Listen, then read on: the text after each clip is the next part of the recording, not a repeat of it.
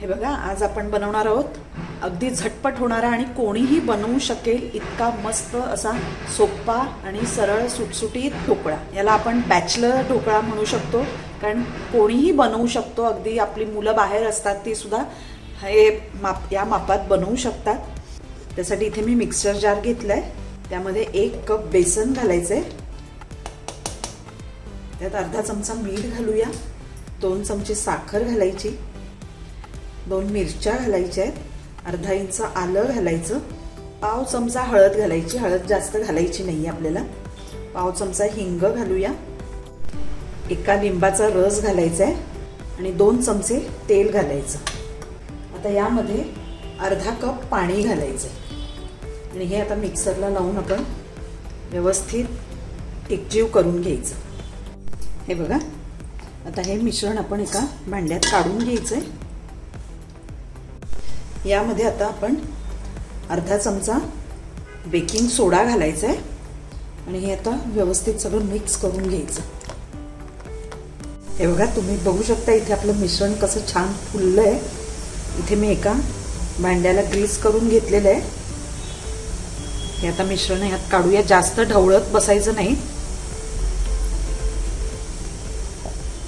हे बघा, आता आपण कुकरमध्ये करणार आहोत ढोकळा.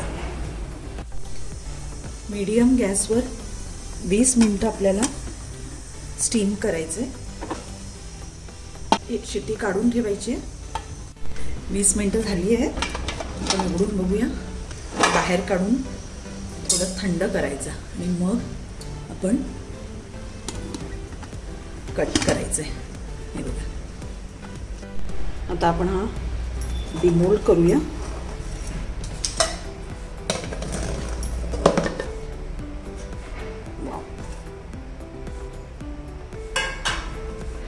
हे बघा, तुम्ही बघू शकता अगदी छान असा स्पॉन्जी झालेला आहे.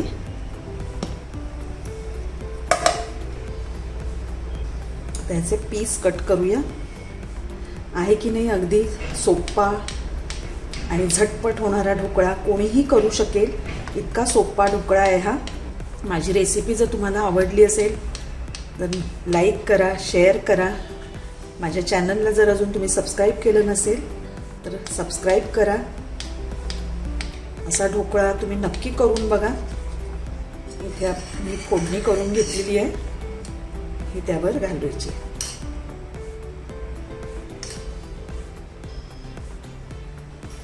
मस्त. हे बघा,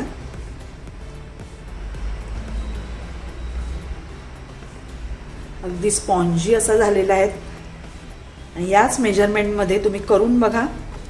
अतिशय सुंदर होतो. आणि कसा झाला आहे हे मला कमेंट सेक्शनमध्ये कळवा.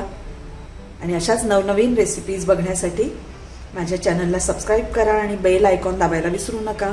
थँक्यू.